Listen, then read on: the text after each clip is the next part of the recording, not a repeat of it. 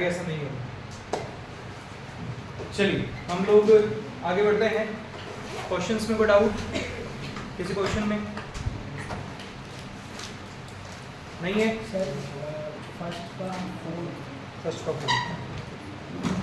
Start कर दिए बेटा English.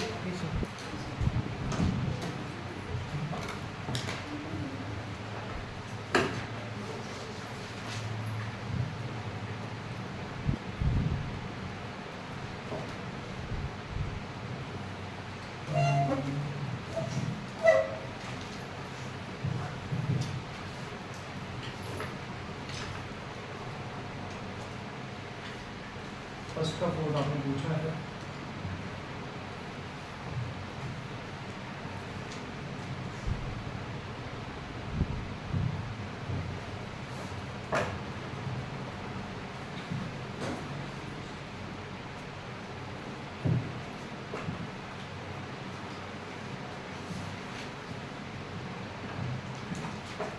So this is part 4 of question number 1.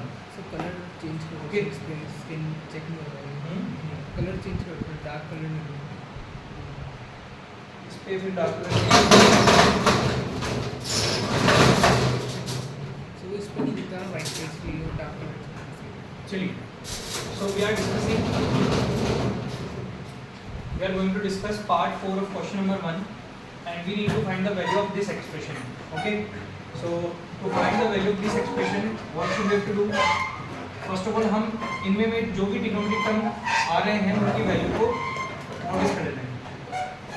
sin 30 degree that is equals to tan 45 degree 1 cosec 60 degree equals to 2 by root 3 sec 30 degree 2 upon root 3 cos 60 degree 1 by 2 and cot 45 degree equals to 1, right. ये values आप easily table से observe कर सकते हैं। तो हमारी जो required value होगी वो हम कैसे निकालेंगे, देखें यहाँ पर वैल्यूज पुट करते हैं। 1 by 2 plus 1 minus 2 by root 3 divide by 2 by root 3 plus 1 by 2 plus 1। Okay, तो अब हमें क्या इसको सिंप्लीफाई करना है, ज़्यादा बड़ा टास्क नहीं है। हमें बस ये समझ में आना चाहिए कि हमें क्या क्या स्टेप्स फॉलो करने हैं। तो यहाँ पर आप देखो न्यूमरेटर में इन 3 टर्म्स में से कौन सी 2 टर्म को आप ऐड या सब्ट्रैक्ट कर सकते हो, इनकी किन को सोल्व कर सकते हो। तो आपको समझ में आ रहा होगा कि आप 1 by 2 और 1 को ऐड कर सकते हो, राइट। और ऐड करके क्या मिलेगा 3 by 2, राइट। नेक्स्ट डिनोमिनेटर में बताओ, डिनोमिनेटर में भी आप 1 by 2 और 1 को ऐड कर सकते हो, इनका एडिशन कितना बनेगा 3 by 2, राइट। यहाँ तक हमने सोल्व कर लिया। अब इसके बाद क्या आपके माइंड में स्ट्राइक होता है कि अब आगे क्या करना चाहिए, what should we do? LCM. चलो इस पार्ट के लिए एलसीएम बताओ कितना है। 2 रूट 3 को 2 से डिवाइड किया 3 रूट 3, फिर 2 रूट 3 को रूट 3 से डिवाइड किया तो होल डिवाइड बाय, यहाँ पर फिर एलसीएम क्या लेंगे 2 रूट 3 को रूट 3 से डिवाइड किया 2 into 2 plus 2 root 3 divide by 2 that is तो 3 root. Now what should we do, 2 root 3 से okay, now we are having 3 root 3 minus 4 upon 3 root 3 plus, क्या इसे और सिंप्लीफाई किया जा सकता है बाय यूजिंग रेशनलाइजेशन। और रेशनलाइज करने के लिए क्या करें 3 रूट 3 minus 4 से मल्टीप्लाई डिवाइड कर दें। तो मल्टीप्लाई करते हैं क्या मिलेगा, देखो 3 root 3 into 3 root 3 that is 27, 3 root 3 into 4 that is 12 root 3 minus 12 root 3 plus 16 divide by, denominator में कौन सी मल्टीप्लाई हो जाएगी a plus b into a minus b, जिससे हम लिखेंगे a square minus b square। ध्यान दो 27 plus 16 क्या बनेगा 43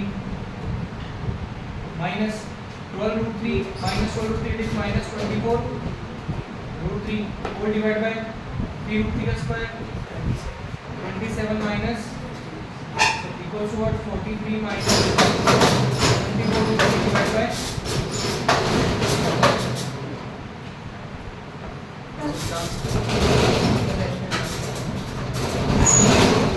रेशनलाइज नहीं किया आपने। देखो तो आंसर से पता चल गया होगा आपको।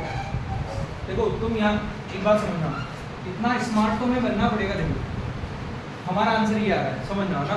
मैं आपको मेरी सोच बताता हूँ कि अगर मैं आपकी जगह होता तो क्या सोचता। मेरे पास आंसर ये आ रहा है, आंसर की मैं आंसर ही लिखा हुआ है। मैं क्या ऑब्जर्व कर सकता हूँ कि डिनोमिनेटर मेरे पास क्या है 3√3 + 4 और यहाँ पर क्या है 11। सबसे पहले जो स्ट्राइक होगा यहाँ पर वो ये होगा कि आपको इसका क्या करना चाहिए, रेशनलाइजेशन। रेशनलाइजेशन किस लिए किया जाता है, डिनोमिनेटर को रैशनल नंबर बनाने के लिए किया जाता है। यहाँ इरेशनल है, यहाँ रैशनल है, मतलब ये तो डेफिनेट है कि यहाँ पर क्या किया गया होगा, रेशनलाइजेशन किया जाएगा, अपने आप आपको स्ट्राइक हो जाएगा। और दूसरा ये कि अगर आप मुझसे पूछो कि सर यहाँ तक आंसर छोड़ सकते हैं कि, तो मैं कहूँगा नहीं, ये और सिंप्लीफाई हो सकता है, तो हमें आंसर यहाँ तक लेके आएंगे। ठीक है, चलिए और कोई डाउट किसी क्वेश्चन में नहीं है? ठीक है, तो हम अपनी जर्नी को आगे बढ़ाते हैं ट्रिग्नोमेट्री में। कल हमने ट्रिग्नोमेट्री टेबल बनाना सीखा था, राइट। उस पर हमने अभी तक 2 पैटर्न ऑफ क्वेश्चन सॉल्व किए। एक किया है हमने find the values of expressions, ठीक है। Second prove the given statement, जो भी स्टेटमेंट गिवन है उन्हें प्रूव करना। अब मैं आपको इस पर और क्वेश्चंस सॉल्व करके बताता हूँ और पैटर्न्स बताता हूँ। देखो अब तक ट्राइंगल की 2 साइड गिवन होने पर हमने ट्राइंगल की थर्ड साइड को फाइंड किया है, राइट एंगल ट्राइंगल, लेकिन कभी एंगल फाइंड नहीं किया। नाउ अब हम राइट एंगल ट्राइंगल में कुछ राइट एंगल, सभी की नहीं बात कर रहा हूँ, कुछ राइट एंगल ट्राइंगल में एंगल फाइंड कर पाएंगे अगर हमारे पास क्या गिवन हो, 2 साइड्स गिवन। मैं आपके सामने क्वेश्चन रखता हूँ, ध्यान से देखिए। In the given figure,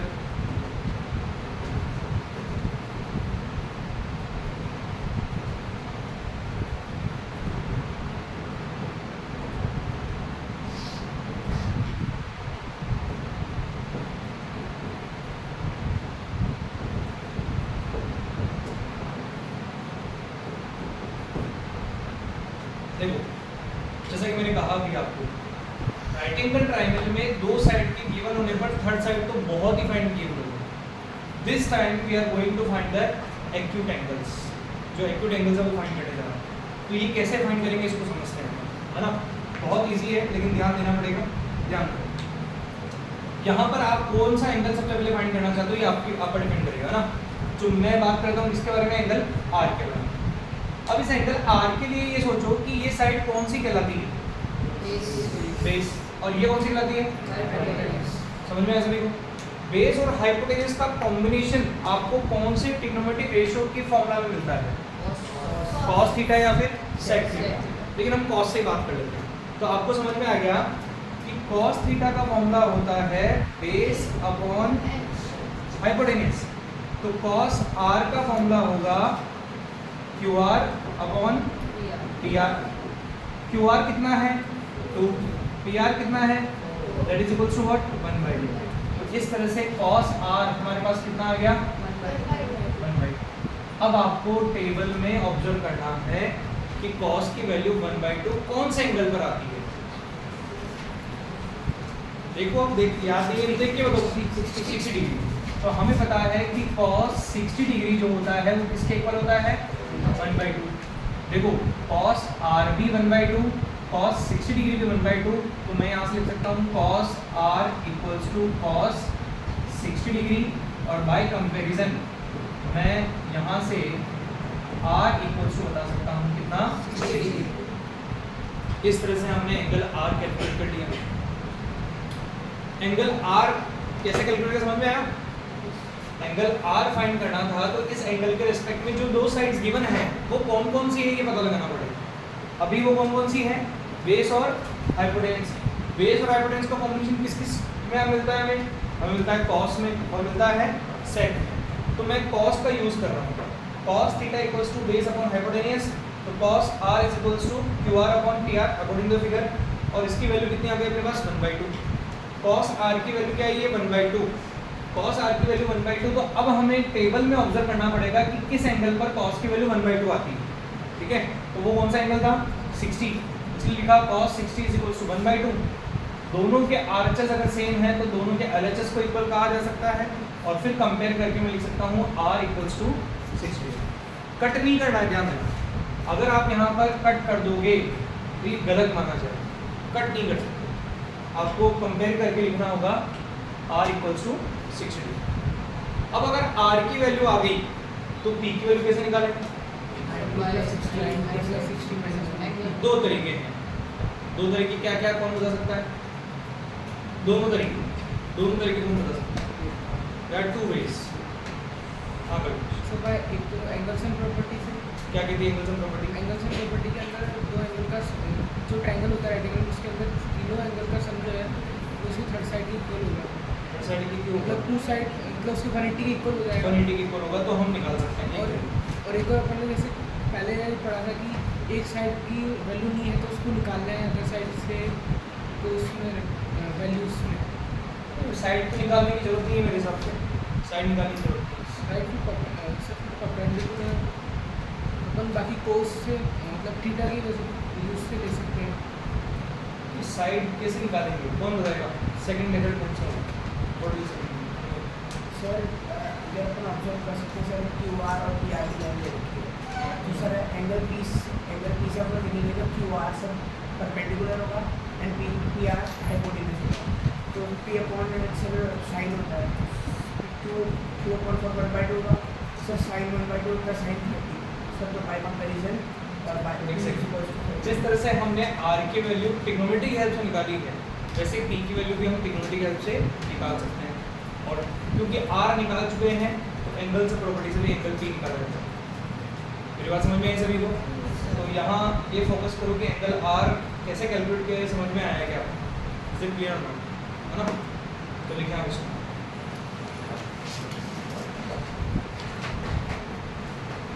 और कोशिश करना कि एंगल पी भी ट्रिग्नोमेट्री वाले से ही निकालो, अभी प्रैक्टिस के तौर पे लिए। एग्जाम में आप एंगल्स एंड प्रॉपर्टी से कर देना, अभी फिर आप प्रैक्टिस के लिए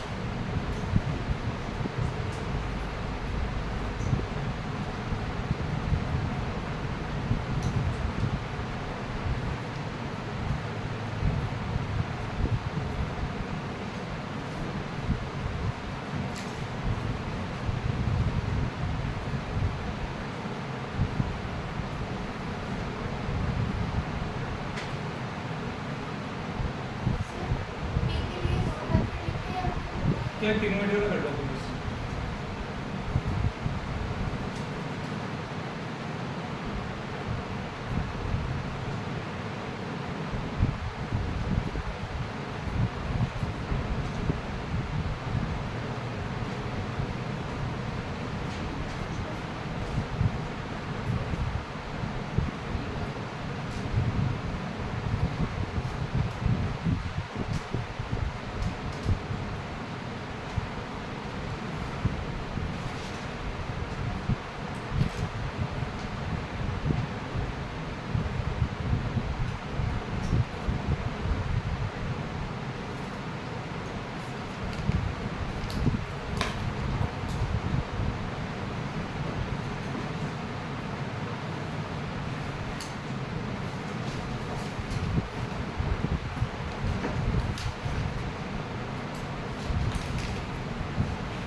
आपको ये याद रखना है कि अब राइट एंगल ट्राइंगल्स में अगर दो साइड्स हमें गिवन हो और एंगल फाइंड करने को कहे तो हम कर सकते हैं, है ना।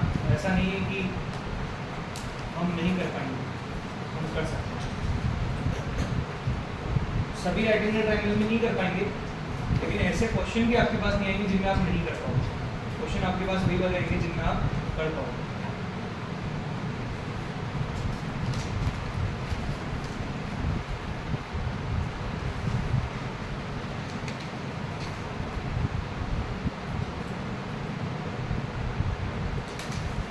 तो क्या ट्रिग्नोमेट्री से पी की वैल्यू 30 डिग्री आ रही है? और डाउट किसी को? साइन थीटा का इस्तेमाल करना पड़ेगा बिकॉज पी के लिए परपेंडिकुलर और हाइपोटेन्यूज गिवन है। आप कोसेक का भी कर सकते हो, साइन का भी कर सकते हो, दोनों ऑप्शन आपके पास है। आगे बढ़े, क्वेश्चन लिखो।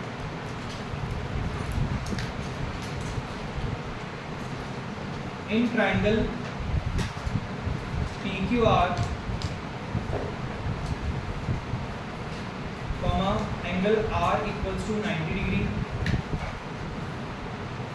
comma PQ equals to 5 centimeter,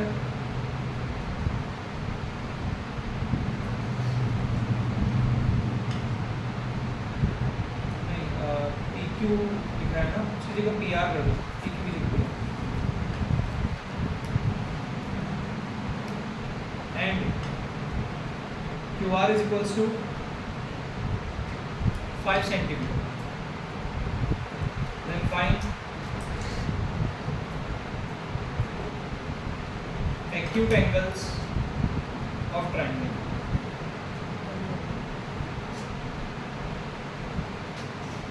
Acute angles of triangle.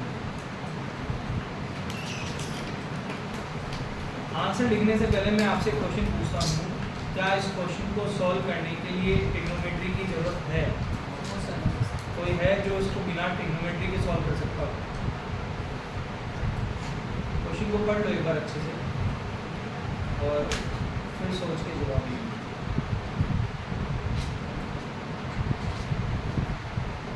आप में से कौन है जिसको बिना ट्रिग्नोमेट्री के सॉल्व कर सकता है?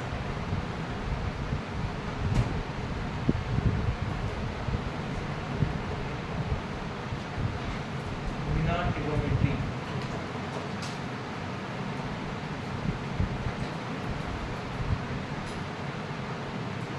उसमें जो दो आप बताओ,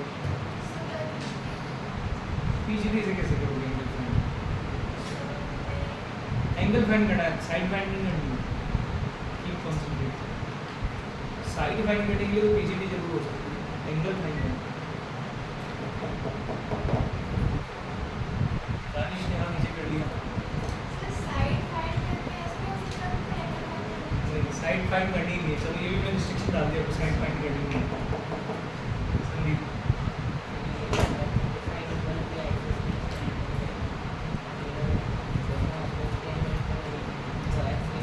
क्योंकि इस ट्रायंगल में दो साइड्स इक्वल हैं तो ये आइसोसेलेस ट्रायंगल बनेगा और इसकी अपोजिट साइड्स इक्वल होंगे, अपोजिट एंगल्स इक्वल होंगे, तो वो दोनों एंगल्स x और x मान लिए जाएंगे, तब तीनों एंगल का सम क्या बताया जा सकता है और वहां से वो दोनों अननोन एंगल्स निकाले जाते हैं। कोई ट्रिग्नोमेट्री की जरूरत नहीं है। आइसोसेलेस ट्रायंगल की प्रॉपर्टीज आपके क्वेश्चन सॉल्व करें, लेकिन फिलहाल आप इसे ट्रिग्नोमेट्री से सॉल्व करें और आंसर कैलकुलेट करें। आंसर आपको पता है क्या आने वाले हैं? 45, लेकिन ट्रिग्नोमेट्री से करना है अभी भी।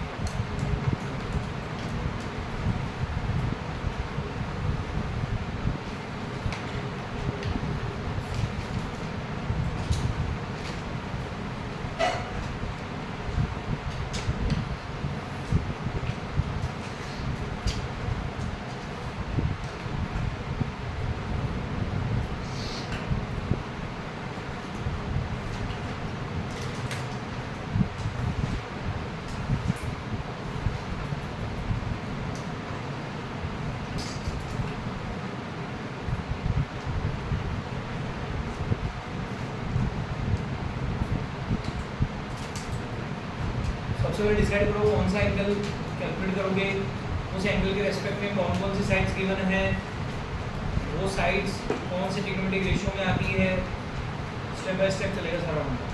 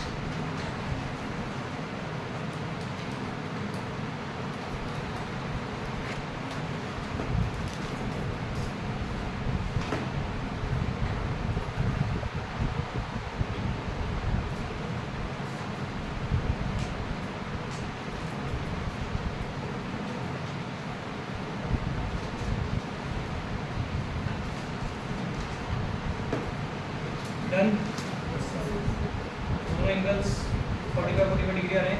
Yes sir. ठीक है, दैट मीन कि अगर हमें राइट एंगल ट्रायंगल की दो साइड्स गिवन हो तो हम उनके एक्यूट एंगल्स फाइंड कर सकते हैं, there is no doubt in that. चलिए नेक्स्ट पैटर्न पर आगे बढ़ते हैं।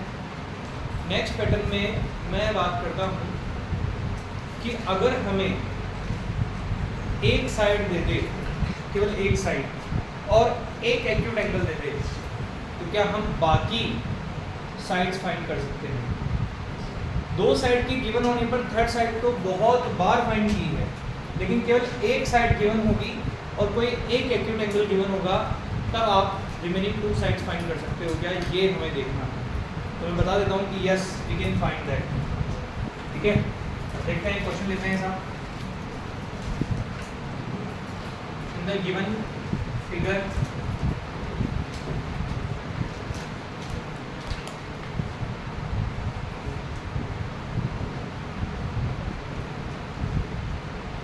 let's suppose this angle is 60 degree and this side is 7 centimeter, right? कोई भी जरूरी नहीं है हाइपोटेन्यूस, कोई भी साइड गिवन हो सकती है और दोनों में से कोई भी एक एक्यूट एंगल आपको गिवन हो सकता है, लेकिन वो एंगल उन तीन में से एक होगा। वो तीन क्या क्या, 30, 45 और 60, उसके अलावा नहीं है, क्योंकि यही हमारे टेबल में है, राइट। चलिए, तो आपको क्या फाइंड करना है, then find R Q and P Q. ध्यान देना बेटा। तो बताओ पहले किसको फाइंड करना चाहोगे, आर क्यू की पी क्यू? कुछ भी कर सकते हैं, दोनों से पहले कोई भी कर सकते हैं। आर क्यू करें तो ठीक है। इस एंगल के रेस्पेक्ट में जिसको फाइंड करना चाहते हो वो कौन सी साइड है, परपेंडिकुलर। और जो गिवन है वो कौन सी साइड है, परपेंडिकुलर और बेस का कॉम्बिनेशन किसमें मिलता है, तो हम लिखेंगे since tan theta equals to perpendicular upon base, तो tan p equals to perpendicular क्या लिखें आर क्यू और बेस क्या लिखें पी आर। फिर लिखें tan 60 degree equals to R Q और पी आर की जगह लिख दें। क्या हमारे पास tan 60 डिग्री की वैल्यू है, कितनी है, √3। तो tan 60 डिग्री की जगह लिख दिया हमने √3 equals to R Q upon 7। इस 7 को ट्रांसपोर्ट किया तो क्या बना, 7√3 centimetre equals to R Q. इस तरह से मैंने आर क्यू फाइंड कर लिया। आर क्यू आ गया मेरे पास 7, ठीक है। अब जब आर क्यू आ गया है तो मैं पी क्यू कैसे फाइंड कर सकता हूँ, बेसिकली कितने मेथड से फाइंड कर सकता हूँ, दो मेथड्स है ना, दो मेथड से फाइंड कर सकते हैं। कौन कौन से? पीजीटी, क्यों? क्योंकि दो साइड्स आ गई हमारे पास, तो हम दैट साइड पीजीटी से फाइंड कर सकते हैं। और ट्रिग्नोमेट्री के थ्रू, जैसे हमने आरक्यू ट्रिग्नोमेट्री के थ्रू से फाइंड किया, वैसे पीक्यू को भी ट्रिग्नोमेट्री के थ्रू से फाइंड आउट कर सकते हैं। ठीक है, तो इसके बाद दो मेथड है हमारे पास, लेकिन जो फर्स्ट वन फाइंड किया है उसका तो एक ही मेथड है, दैट इज व्हाट? ट्रिग्नोमेट्री। तो देखो आप, मैंने आरक्यू कैसे फाइंड आउट किया, इसको समझने की कोशिश करो। मैं वापस से बता रहा हूँ आपको, क्योंकि हमने डिसाइड किया कि आरक्यू फाइंड करना है, तो आरक्यू गिवन एंगल के रेस्पेक्ट में कौन सी साइड बताई जा रही है, दैट इज द परपेंडिकुलर, और जो गिवन साइड है वो बनेगा बेस, और बेस और परपेंडिकुलर कॉम्बिनेशन मिलता है इसके अंदर tan थीटा के अंदर, इसलिए tan theta equals to p upon b लिखा। फिर जिस थीटा यानी एंगल के लिए बात कर रहे हैं उसका नाम लिखा p, और जो साइड्स है परपेंडिकुलर बेस के उनके नाम लिखे। p की वैल्यू पुट करी क्योंकि एंगल 60 डिग्री गिवन है तो वो रखा, और rq और pr में जिनकी मेजरमेंट गिवन है वो रख दिए बाकी इट इज, और फिर tan 60 डिग्री वैल्यू मैंने टेबल से पिक करके यहाँ रख दी और वहाँ से मुझे rq मिल गया। इस तरह से आप pq भी फाइंड कर सकते हो और pdt से भी कर सकते हो। Is it clear?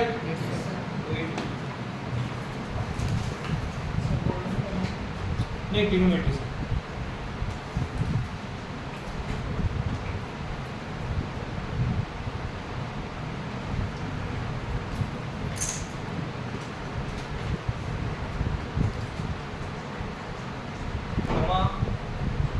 Angle y equals to 30 degree and yz is equals to 10 centimeter. Then find remaining sides.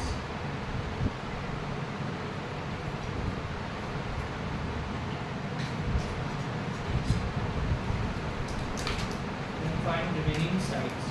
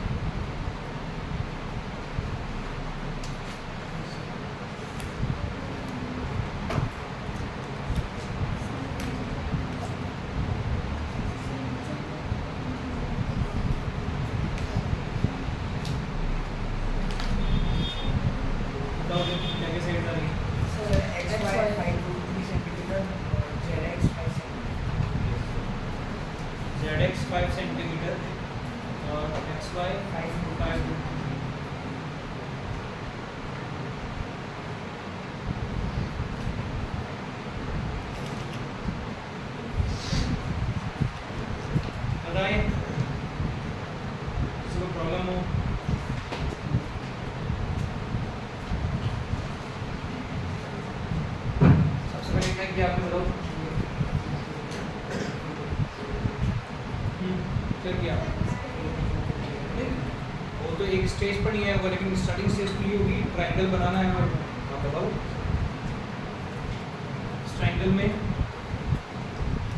90 degree angle x Y ऊपर लिखूँ या नीचे लिखूँ? पर जेड लिख दिया। चलो अब आगे क्या हूँ? वाई 30 डिग्री है, ठीक है। एक्स 90 डिग्री है, वाई जेड 10 सेंटीमीटर है। अब हमें को फाइंड करना है साइड्स। बताओ कौन सा साइड फाइंड करना चाहते हो? पहले कौन सा साइड फाइंड करना चाहते हो? आपकी इच्छा है। एक्स जेड ये फाइंड करना आप चाहते हो। गिवन एंगल कौन सा है अपने पास? ये वाला 30 डिग्री। इस 30 डिग्री के रेस्पेक्ट में ये कौन सी साइड है? मतलब बेस परपेंडिकुलर कौन सी है? इन दोनों में से कौन सी है? बेस क्यों? किसी भी एंगल के अपोजिट साइड को क्या कहा जाता है? परपेंडिकुलर। और ये कौन सी साइड है? हाइपोटेन्यूज। परपेंडिकुलर और हाइपोटेन्यूज का कॉम्बिनेशन कौन से ट्रिग्नोमेट्रिक टर्म में आता है? फॉर्मूला देख सकते हो आप, देखना चाहोगे? साइन का, साइन का फॉर्मूला बोलो। टी अपॉन, यहाँ आप थीटा की जगह क्या रखना चाहिए अपने को? जिस एंगल की बात कर रहे थे वो एंगल रखना चाहिए, कितना रखें? नहीं, थीटा की जगह होंगी 30 डिग्री। परपेंडिकुलर की जगह क्या रखना चाहिए?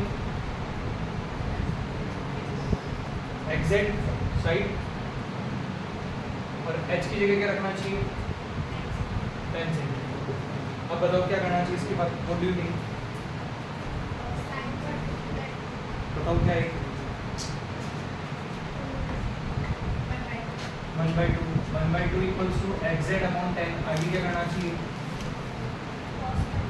क्रॉस मल्टीप्लाई करो। 1 को किससे करेंगे? कितना आएगा? 2 को किससे करेंगे?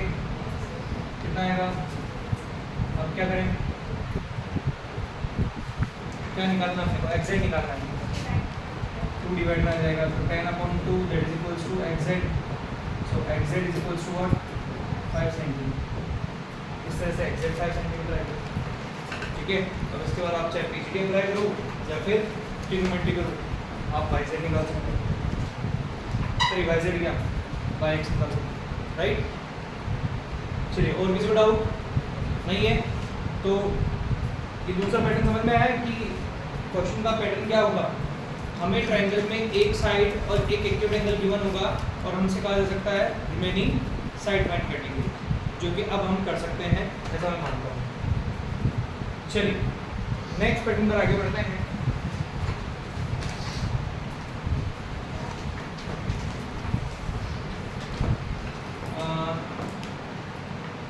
इसके लिए पहले थोड़ी छोटी सी प्रैक्टिस कर लेते हैं। Find unknown angles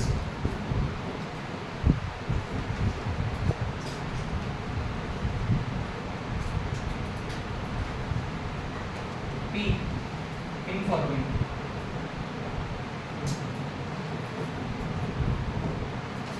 First, sin 5p equals to 1. हमें गिवन है कि sin 5p 1 के इक्वल है और हमें यहाँ से किसकी वैल्यू निकालनी है? p की वैल्यू। कोई बता सकता है आप इसे कैसे निकालेंगे?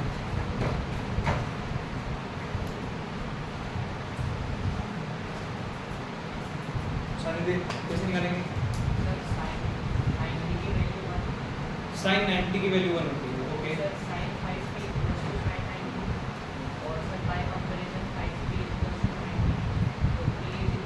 90/5 that is equals to 18 degree, बिल्कुल सही। तो देखो, अगर इस तरह की कोई इक्वेशन हमें गिवन हो और वहाँ से एंगल वाला पार्ट निकालने के लिए कह रहा हूँ ना, तो आपको ये ध्यान देना चाहिए कि ट्रिग्नोमेट्रिक टर्म क्या है और उसकी वैल्यू कितनी बताई गई है। तो यहाँ साइन की वैल्यू बताई गई है 1। अब आपको टेबल से ही ऑब्जर्व करना पड़ेगा कि कौन से एंगल पर साइन की वैल्यू 1 होती है। तो आपको मिलेगा कि साइन 90 डिग्री किसके इक्वल होता है? 1 के इक्वल होता है। तो साइन 5p 1 के इक्वल गिवन है, साइन 90 डिग्री 1 के इक्वल होता है, तो यहाँ से हम क्या कह सकते हैं? Sine 5p must be equals to what sin 90 degree. ये दोनों इक्वल होंगे, ये दोनों इक्वल हैं तो बाय कंपैरिजन क्या लिख सकते हैं, by comparison 5p equals to 90 degree, so p is equals to what 90 degree upon 5 that is equals to what 80। समझ में आ रहा है? Next question, sec 3p equals to √2। sec 3p equals to √2, बताओ कौन बता सकता है इसका अप्रोच सोल्व करने का? sec 3p इक्वल्स टू, हाँ सुभाष, पहले तो ये लिखना पड़ेगा कि sec थीटा में कौन से एंगल पर वैल्यू हाँ। आती है, सर होता 45 45 डिग्री, ओके तो लिख देते हैं sec 45 degree is equals to √2। After that नहीं, पहले तो इक्वल भी तो बताना पड़ेगा, कंपैरिजन तो बाद में होगा। So here we can say that sec 3p equals to sec 45 degree, by comparison 3p equals to what 45 degree, so p is equals to what 15। ठीक है, बहुत अच्छा। नेक्स्ट क्वेश्चन,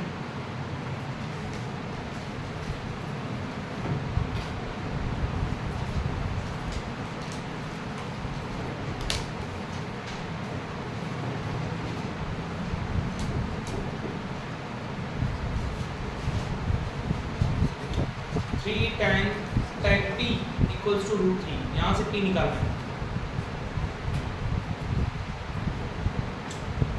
गर्ल्स में से इस बार आंसर अगर एक्सपेक्ट करो p2।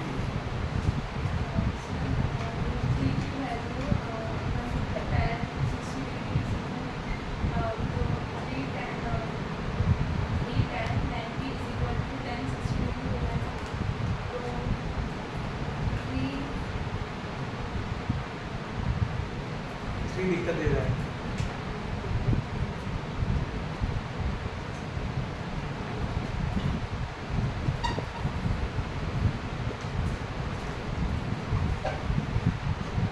हाँ जो लेफ्ट का 3 है ना वो दिक्कत है।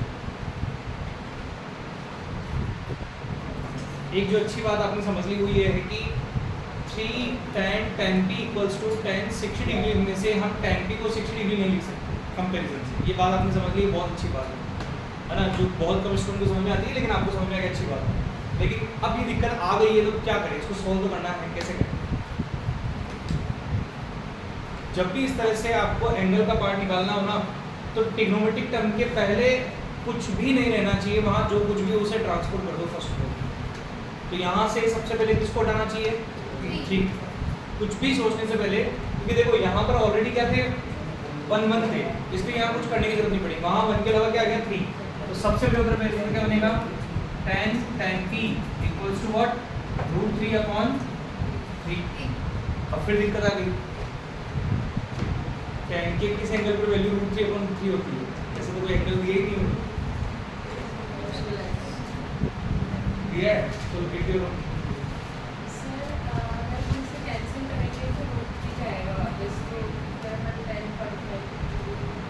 √3 आएगा, √3 अपॉन 3 को √3 लिखेंगे।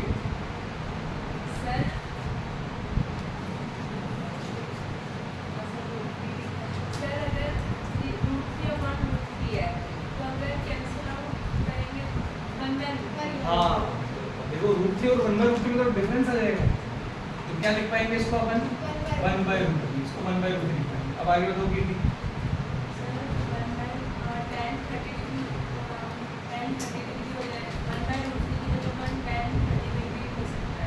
क्योंकि tan 30 डिग्री का होता है 1/√3, यहाँ से बनेगा tan p is equals to tan 30 degree. अब आगे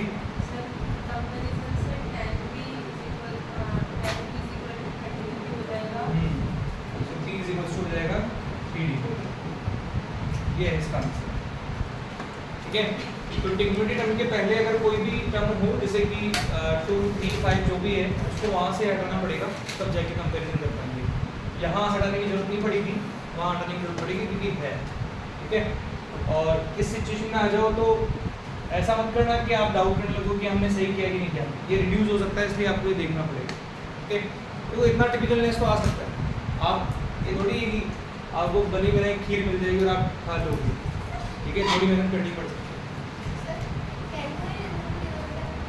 कैन कौन ले वो प्रोडक्ट थोड़ी है।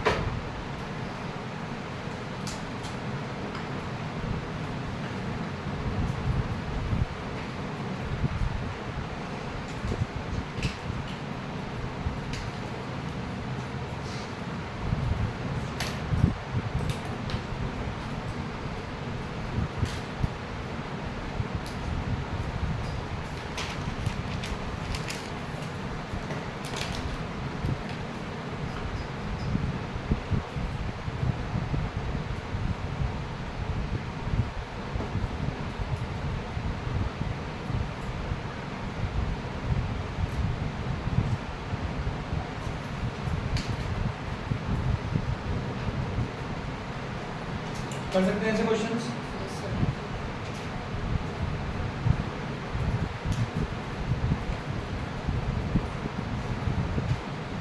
या अगर आपने नोटिस किया हो तो कल से हम लोग जो पैटर्न ऑफ क्वेश्चन सॉल्व कर रहे हैं ना, वो अभी किस पर बेस्ड है सर? टेबल पर बेस्ड है ना। देख लो आप कितने पैटर्न ऑफ क्वेश्चन हमने सॉल्व किए हैं।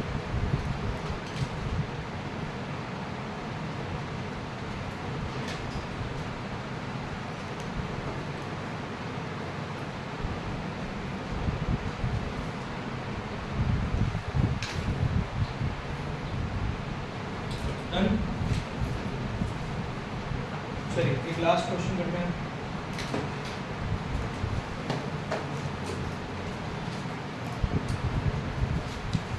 If sec a plus b equals to 2 and cosec a minus b is equals to 2, then find a and b where a must be given b and a plus b must be less than 90 degree but greater than 0.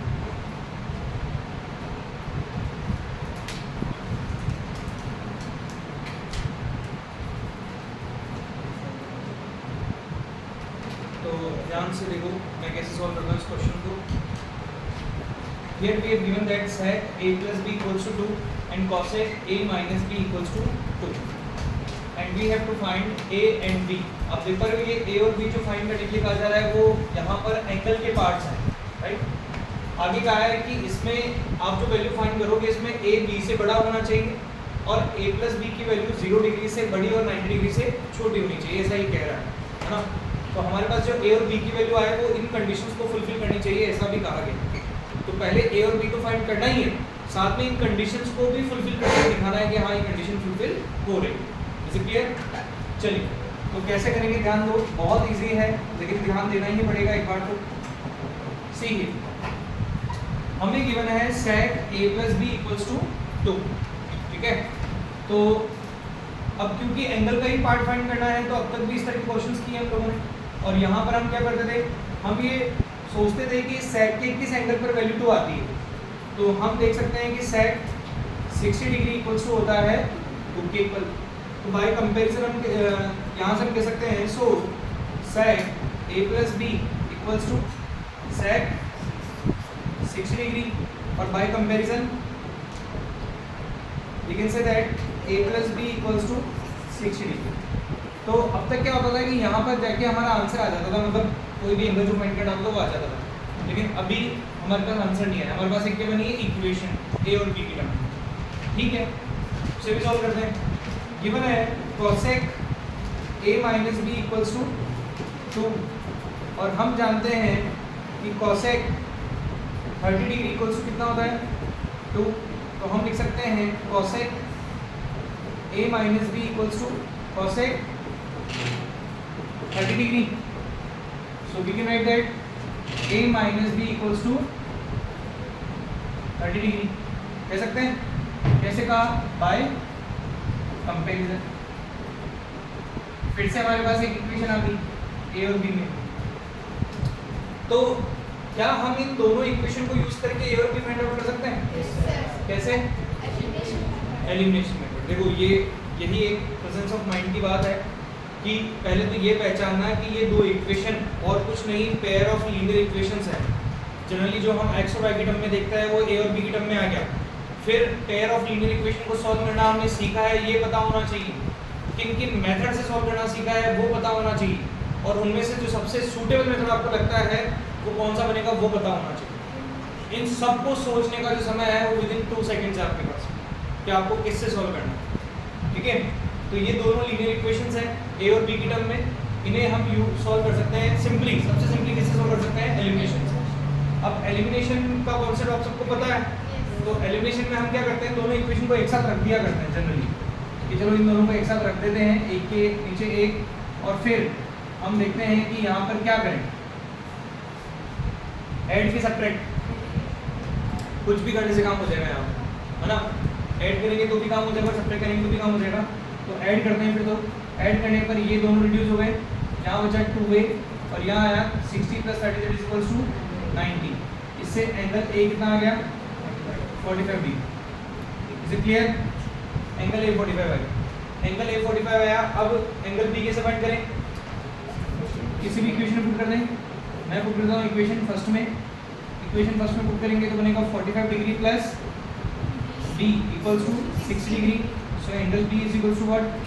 15 degree आ गई. इस तरह से a और b की value आ गई. अब a और b की वैल्यू आ गई, लेकिन हमें कंडीशंस को फुलफिल करना है. ध्यान दो यहाँ पर हमें क्या दिखाना होगा?